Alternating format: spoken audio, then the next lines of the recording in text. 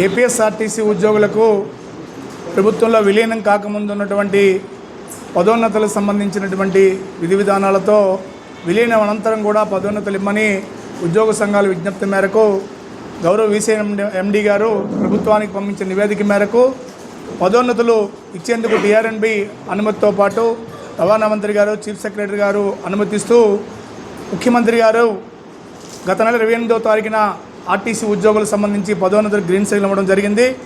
ఆ ముఖ్యమంత్రి గారు గ్రీన్ సిగ్నల్ ఇచ్చిన వెంటనే రాష్ట్ర వ్యాప్తంగా పదోన్నతులకు ఎదురు చూస్తున్నటువంటి సుమారు 6,000 మంది ఉద్యోగులు హర్షం వ్యక్తం చేయడం జరిగింది. ముఖ్యమంత్రి గారు పదోన్నతులకి గ్రీన్ సిగ్నల్ ఇచ్చినప్పుడు కూడా జీఏడీకి సంబంధించినటువంటి కొంతమంది కింది స్థాయి అధికారులు ఇంకా పాత పద్ధతిలోనే ఎట్లా ఇస్తామనే విధంగా మళ్ళీ కేసుని తిరగదోలే విధంగా నిర్ణయాలు చేస్తుండడం వల్ల ఇవాళ ఉద్యోగులందరూ ఆందోళన చెందుతున్నారు. ఇక గౌరవ ముఖ్యమంత్రి గారు ఏదైతే పదోన్నతులకు సంబంధించి అనుమతులు ఇచ్చారో వాటిని వెంటనే ఇచ్చే విధంగా జీవో విడుదల చేయాలని చెప్పి ఏపీపీడీ ఎంప్లాయీస్ తరఫున విజ్ఞప్తి చేయడం జరుగుతుంది. ఇవాళ ప్రభుత్వానికి 6,000 మందికి పదోన్నతులు వస్తే ప్రభుత్వానికి కూడా మంచి పేరు వస్తుంది. కానీ అధికారులు చిన్న చిన్న షాకులు చూపించి పదోన్నతులు జాప్యం చేస్తే ప్రభుత్వానికి చెడ్డ పేరు కూడా వచ్చే అవకాశం ఉంది. కాబట్టి వెంటనే ముఖ్యమంత్రి గారు ఇచ్చిన అనుమతుల మేరకు వెంటనే ఆర్టీసీ ఉద్యోగులకు పదోన్నతులు ఇవ్వాలని విజ్ఞప్తి చేయడం అయితే జరుగుతుంది. అంతేకాకుండా కూటమి ప్రభుత్వం రావాలని ఇవాళ రాష్ట్రంలో ఉన్నటువంటి అన్ని కేటగిరీల ఉద్యోగులు, అన్ని విభాగాలకు సంబంధించిన ఉద్యోగులు, అన్ని డిపార్ట్మెంట్ ఉద్యోగులు కోరుకోవడం జరిగింది. కూటమి ప్రభుత్వం వస్తే గతంలో జరిగినటువంటి పీఆర్సీలో జరిగిన ఇబ్బందులు తొలగించడంతో పాటు రివర్స్ పీఆర్సీలో న్యాయం జరుగుద్దని, అలాగే గత ప్రభుత్వం పెట్టినటువంటి 25,000 కోట్ల బకాయిలను కూడా చెల్లిస్తుందని ఎంతో ఆశగా ఎదురు చూడడం జరిగింది. అంతేకాకుండా మా ప్రభుత్వం వస్తే ఎన్నికల ముందు కొన్ని హామీలు ఇవ్వడం జరిగింది కూటమి ప్రభుత్వం. ఈ ప్రభుత్వాన్ని ఉద్యోగ సంఘాలుగా, ఆర్టీసీ ఉద్యోగులుగా గొంతమ్మ కోరికలు ఏం కోరట్లేదు. ఎన్నికల ముందు ఇచ్చిన హామీ మేరకు ఐఆర్ వెంటనే ప్రకటించాలని విజ్ఞప్తి చేస్తున్నాం. అలాగే 12వ పీఆర్సీని వెంటనే నియమించాలని, గత ప్రభుత్వం బకాయి పెట్టినటువంటి 11వ పీఆర్సీ సంబంధించి 24 నెలల అరియర్స్ పీఆర్సీ బకాయిలు, అలాగే డిఏ బకాయిలు కూడా వెంటనే విడుదల చేయాలని కోరడం అయితే జరుగుతుంది. వెంటనే ప్రభుత్వం చొరవ తీసుకోవాలి. ఎందుకంటే రిటైర్మెంట్ అయిన ఉద్యోగులు సంబంధించి సుమారు లీవ్ ఎన్కేష్మెంట్ సంబంధించి 3 సంవత్సరాలుగా బకాయిలు రాలేదు. అలాగే గ్రాడ్యుయేట్ సంబంధించి గత ఏడాది డిసెంబర్ నుంచి కూడా బకాయిలు రాలేదు. రిటైర్మెంట్ ఉద్యోగులు బకాయిలు తీసుకోకుండానే కొంతమంది చనిపోవడం కూడా జరుగుతుంది.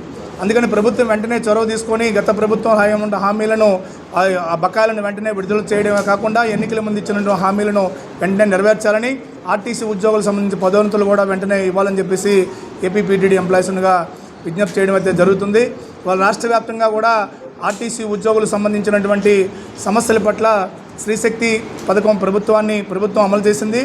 ఆ స్త్రీశక్తి పథకాన్ని విజయవంతం చేయడం కోసం ఆర్టీసీ ఎంప్లాయీస్గా పూర్తి మద్దతు తెలియజేస్తూ ఆ స్కీమ్ విజయవంతం కావాలని మేము కోరుకుంటున్నాం. ఆ స్కీమ్ విజయవంతం కావాలంటే దానికి సంబంధించి కొన్ని సూచనలు కూడా ప్రభుత్వం దృష్టికి తీసుకెళ్లడం జరిగింది. వాటిని కూడా నెరవేర్చాలని చెప్పి సందర్భంగా విజ్ఞప్తి చేయడం అయితే జరుగుతుంది. రాష్ట్ర ప్రభుత్వం గత ఎన్నికల్లో ఇచ్చిన వాగ్దానం మేరకు కూటమి ప్రభుత్వం ఏర్పడిన తర్వాత సూపర్ 6లో భాగంగా ఆర్టీసీలో మహిళలకు ఉచిత ప్రయాణాన్ని, స్త్రీశక్తి పథకాన్ని అమలు చేసింది. ఈ అమలు సక్సెస్ఫుల్గా నడిచేదానికి ఆర్టీసీలో పనిచేస్తున్న ఉద్యోగులందరూ కూడా శక్తి వంచన లేకుండా పనిచేస్తూ ప్రభుత్వానికి మంచి పేరు తీసుకొస్తున్నారు. ఈ తరుణంలో ఈ స్త్రీశక్తి పథకము అమలులో కలుగుతున్న ఇబ్బందులను గతంలోనే, అంటే ఇంప్లిమెంటేషన్ కాకముందే అటు ప్రభుత్వానికి, యాజమాన్యానికి ఆర్టీసీ ఎంప్లాయీస్గా తెలియజేశాం. ఇప్పుడున్న బస్సులు సరిపోవు, ఉద్యోగులు సరిపోరు. అంటే ఇప్పుడు ఇమ్మీడియట్గా 3,000 కొత్త బస్సులు, 10,000 మంది ఉద్యోగులను అపాయింట్మెంట్ చేయాల్సిన ఆవశ్యకత ఉంది. తద్వారానే స్త్రీశక్తి పథకము అమలవుతుంది, సక్సెస్ఫుల్ అవుతుందని చెప్పేసి తెలియజేశాము. ఇవాళ క్రూ తక్కువగా ఉండడం వల్ల, ఉద్యోగులు తక్కువగా ఉండడం వలన, బస్సులు తక్కువగా ఉండడం వల్ల ఓఆర్ పెరిగి మహిళలు విపరీతంగా బస్సుల్లో ఎక్కడం వలన ఉద్యోగస్తులు తీవ్రమైన ఇబ్బందులు పడుతున్నారు. దీన్ని వెంటనే ప్రభుత్వం చొరవ తీసుకొని ఆర్టీసీకి 3,000 కొత్త బస్సులను, 10,000 మంది ఉద్యోగస్తులను రిక్రూట్మెంట్ చేయటకు చర్యలు తీసుకోవాలని చెప్పేసి ఈ సందర్భంగా విజ్ఞప్తి చేస్తున్నాము. అదేవిధంగా ఈ ప్రభుత్వం వచ్చినప్పటి నుంచి కూడా ఎలక్ట్రికల్ బస్సులు తీసుకొస్తాం ఆర్టీసీలో అని చెప్పేసి తెలియజేస్తున్నారు. ప్రెస్ మీట్ల ద్వారా తెలియజేస్తున్నారు.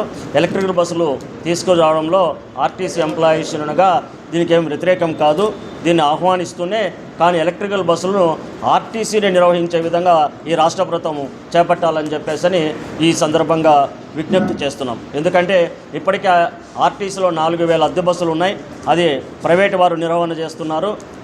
ఎలక్ట్రికల్ బస్సులు కూడా ఇప్పటి వరకు వచ్చిన ఎలక్ట్రికల్ బస్సులు కూడా ప్రైవేటు వాళ్ళ నిర్వహణ వల్ల పూర్తిగా ఆర్టీసీ ప్రైవేటు పరమయ్యే పరిస్థితులు ఉన్నాయి. కాబట్టి ఏదైతే ప్రభుత్వము ఎలక్ట్రికల్ బస్సులు ప్రవేశపెట్టాలనుకుంటుందో ఆ ఎలక్ట్రికల్ బస్సులన్నింటినీ కూడా RTC driver, RTC conductor, RTC maintenance staff ద్వారా మెయింటైన్ జరిగే విధంగా చర్యలు తీసుకోవాలని చెప్పేసి ఏపీపీటీసీ ఎంప్లాయీస్ను కోరుతుంది.